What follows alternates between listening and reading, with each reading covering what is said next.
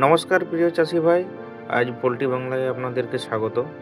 আপনার ফার্মে ছোট্ট একটা ভুলের জন্য হয়ে যেতে পারে আপনার অনেক বড় ক্ষতি। তার জন্য আপনাকে ভিডিওটা শেষ পর্যন্ত দেখতে হবে। ভিডিওটা শেষ পর্যন্ত দেখুন, কিভাবে আপনার ফার্মকে আপনি রক্ষা করবেন সেই বিষয়ে আজকে আমি আলোচনা করব। আপনার ফার্মে যে সমস্ত ব্যাকটেরিয়াল বা ভাইরাল ডিজিজগুলো হচ্ছে তার জন্য আপনাকে কি কি করণীয় আপনি সেই সম্বন্ধে আজকে আলোচনা করব, যার জন্যে আজকের ভিডিওটা নিয়ে আসছি আপনাদের কাছে। তো বন্ধুরা, আপনাদের ফার্মে কিডনির সমস্যা, কক্সির সমস্যা, ইকোলাইয়ের সমস্যা, গাউডের সমস্যা এগুলো কেন আসে সেগুলো আগে জানতে হবে আপনাকে। আপনার ইকোলাই, কক্সি এগুলো যদি আপনার বারবার আসতে থাকে বা কোনো ভাইরাল ডিজিজ, আইবিডি, আরডি এই বড় বড় রোগগুলো যদি আপনার ফার্মে আসতে থাকে, তাহলে আপনি রেজাল্ট করতেই পারবেন না, কোম্পানির কাছেও খারাপ হয়ে যাবেন, আপনার ব্যবসায় লস হয়ে যাবে। এগুলো আপনাকে জানতে হবে যে কেন এগুলো আসে। এগুলো যদি আপনার ফার্মে আসে তাহলে আপনার করণীয় কী, কীভাবে আপনি এগুলোর হাত থেকে বাঁচবেন ফার্মকে, সেগুলো আজকে আপনাকে জানতে হবে।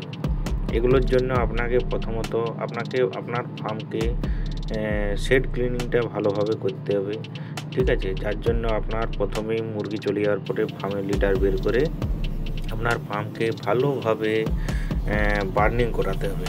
মাটিটা ভালোভাবে যদি আপনি বার্নিং করেন তাহলে আপনার ফার্মে পুরনো যে জাম রয়েছে, ব্যাকটেরিয়াল, ফাঙ্গাল, ভাইরাল যে প্রবলেমগুলো রয়েছে সেই ব্যাকটেরিয়াগুলো পুড়ে যাবে, নষ্ট হয়ে যাবে। এই জন্য আপনাকে বার্নিং করাতে হবে। বার্নিংটা যদি আপনি ভালোভাবে করে দেন, তারপরে আপনাকে হোয়াইট ওয়াশ করতে হবে। আপনার ফার্মটা খুব সুন্দরভাবে চুনকাম করতে হবে। চুনকাম করে তারপরে আপনাকে ভালোভাবে নাতা দেওয়া হয়ে গেল। আপনারা অনেকে আবার শুকনো চুন ফার্মের মধ্যে ছড়িয়ে দেন। শুকনো চুন কোনো মতেই ছড়াবেন না। শুকনো চুন যদি আপনি ফার্মের মধ্যে ছড়িয়ে দেন কিচ্ছু কাজে দেবে না। আপনি যখনই চুন দেন আপনি গুলে দিবেন, গুলে দিলে আপনার সব কাজ দেবে। তারপরে আপনাকে ফার্মে স্প্রে করতে হবে। স্প্রেও করতে পারেন, আপনি ফগিংও করতে পারেন।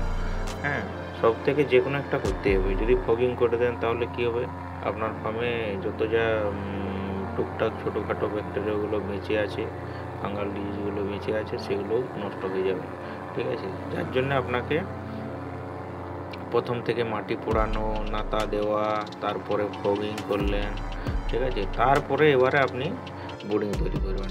বোর্ডিংটা সঠিক মাপে আপনাকে বোর্ডিংটা করতে হবে। 300 পাখির জন্য একটি করে বোর্ডিং করলেন। ফার্মের যাবতীয় ফিডার, ডিঙ্কার সমস্ত একসঙ্গে গুছিয়ে ক্লিনিং করে আপনি ফার্মের মধ্যে রাখলেন। যত যা অটো ডিঙ্কার খুলে সব ধুয়ে পরিষ্কার করে আপনি রাখলেন ফার্মের মধ্যে। যদি আপনি ভালোভাবে এগুলো ক্লিনিং না করেন, বাচ্চা আসার পরে আপনি যদি ধোয়া মোছা করেন তাহলে কি আপনার কাজ দেবে? তার আগে আপনাকে ক্লিনিং করে ভালোভাবে ফার্মের মধ্যে রাখতে হবে।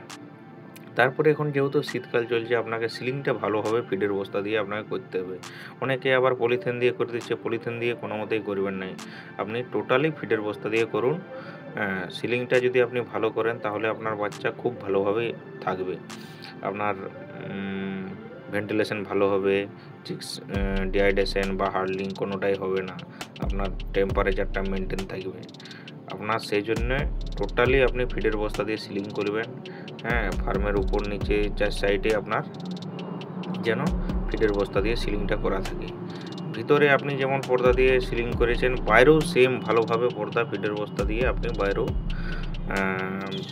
পর্দা দিয়ে দেবেন। তাহলে আপনার খুব সুন্দরভাবে মুরগিটা থাকবে। এইবারে আপনাকে কি করতে হবে না, রাতের দিয়ে উঠে পাখিকে একটু গরম গরম হালকা জল খাওয়াবেন।